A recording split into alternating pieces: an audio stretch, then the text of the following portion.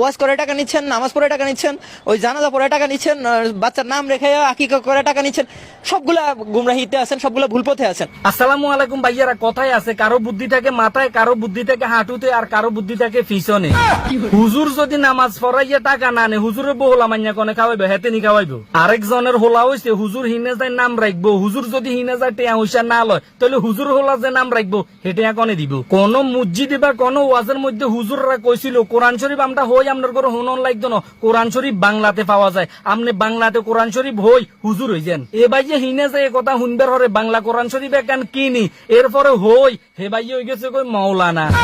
এ ভাইয়ের হাদিসের লগে সোশ্যাল মিডিয়া গরম হয়ে যার, মাইক্রোফোন কাফের লাগছে ডরে। আরো কি কয় কদুর শুনেন, একজন মুসল্লি যিনি নামাজ পড়তে আসেন, আরেকজন যিনি নামাজ পড়াইতে আসেন, তার কি সময় বেশি লাগে না কম লাগে? জি ভাইয়া, অবশ্য মুসল্লিদের ইমাম সাহেবের দুইজনের সমান সময় লাগে। তারপর কি কন, তো মুসল্লি যদি কাজ করে আসতে পারেন, কাজ করতে পারেন, তাহলে একজন ইমাম তিনি কেন নামাজ পড়াইতে পারবেন না? ভাইয়েরা ওনার কথা হচ্ছে গিয়ে একজন মুসল্লি নামাজ পড়তে যতটুকু সময় লাগে একজন ইমামও নামাজ পড়তে ততটুকু সময় লাগে, তাইলে মুসল্লিরা নামাজ পড়লে ইমাম সাহেব নামাজ পড়াইতে পারবে না কেন? জি ভাইয়া, আপনার কথা একমত। মসজিদে যে আজান দন লাগে আধা ঘন্টা আগে আপনার আব্বানি দিয়ে যাবো, দুপুর বেলা আজান দিবের আগে যে মসজিদ ঝাড়ু দন লাগবে এটা কনে দিব, আপনি ছোট ভাইয়ে নি দিব। নামাজের আগে যে লাইট ফ্যান বেগুনের সুইচ দন লাগে এটা কনে দিব, আপনি দাদানি দিব। নামাজ শেষ হইবার হরে বেগুন দিয়ে সেগাই বার হই যান, মসজিদের ফ্যান আর লাইট এডি দরজা বন্ধ কনে করে আপনার আব্বানি। বাংলাতে কোরআন শরীফ 3 আয়াত হই আপনি হয়ে গেছেন মৌলানা। ওই আপনি একান কাম করেন না, আপনার 14 খানদান যা আছে বেগুনে মিলি কোরআন শরীফ হন, বেগুনে মিলি মাদ্রাসাত ভর্তি হয়ে যান, এরপরে মসজিদে গেলে যায় চাকরি করেন, টেয়া লাগতো না। হে শতানে আরো কি কইছে কদ্দুর শুনেন। আলেমরা জানেন, আলেমরা বুঝেন, ঠিক আছে, কিন্তু দুই প্রকার আলেম। বুঝছি দুই প্রকার কি কদ্দুর কন, নামনে নতুন হাদিস এটি শুনি কন। একটি হলো সত্যনিষ্ঠ আলেম, আর একটি হলো ধর্ম ব্যবসায়ী আলেম। জি ভাইয়া, আপনার কথা আমি একমত। আপনার আব্বা মারা গেছে হজরতে, তো হুজুর কিয়া আপনার ভাই চাকরি করেনি না, আপনার দরজার সামনে হুতি দেয় যে আইও কোরআন শরীফ হই দিব। যে হুজুর এক খতন কোরআন শরীফ হই কইব আমার 10,000 টাকা লাগবো, হে হুজুররা আসলে টাউট। আপনি যদি খুশি হইয়া 5,000 দেন, 10,000 দেন, 6,000 দেন, 3,000 দেন, তাহলে ঠিক আছে। আর আপনি খুশি হয়ে যদি 500 টাকা দেন, তাইলে বুঝতে মারো আপনার মাথার মুখ মাথার ভিত্তে তাই না, এটা আড়ুত তাই নাইলে হিসে তাই, নাইলে কোনো মানে মিয়ে খলি পাইব শুনলে আপনি 5,000 টাকা দিয়ে গেলেন, কোনো মানে ব্যাংক হইব ইনে শুনলে আপনি 10,000 টাকা দিয়ে গেলেন।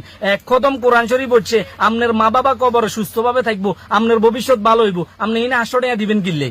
এই জন্য আপনার লগে হুজুররা মুলামুলি করে। হুজুর আপনার মসজিদে চাকরি করবো বিনা বেতনে, আর হুজুরের বউ কি মানুষের বাজ্যে খরাত করবো নি না, মানুষের বাজ্যে করবো আপনারা খাইবার আইডা জেডিয়েছে এডি আন্ডার দেন, আন্ডা বউলা মাঞ্জালো খাই।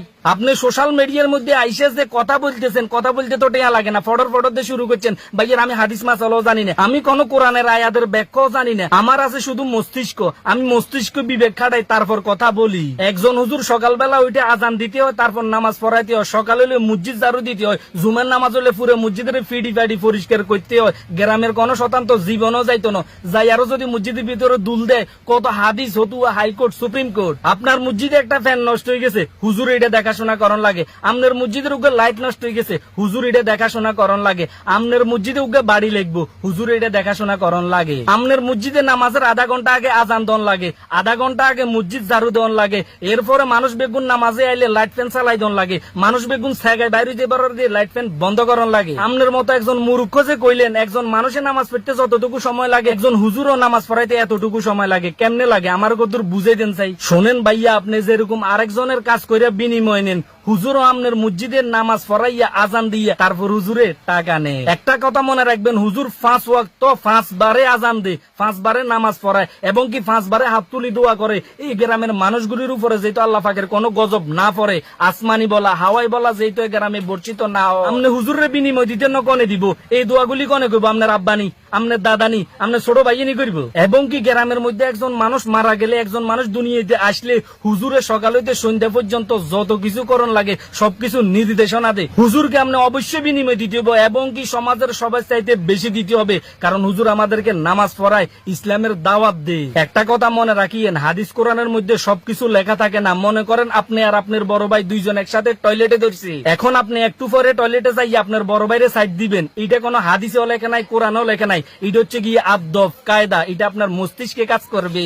সব জায়গায় যদি আপনি হাদিস মাসালা খুঁজতেন যান, তাইলে কবেন কোন হাদিসে লিখছে বড় ভাইরে আগে টয়লেটে যাই বেলা দিতে ছোট ভাই হরে যাইবো, আপনি তো ফেরায় ঢুকি যাবেন। ভাইয়ারা এসব শয়তানি থেকে বিরত থাকেন, সবাই ভালো থাকেন, সুস্থ থাকেন, আল্লাহ হাফেজ।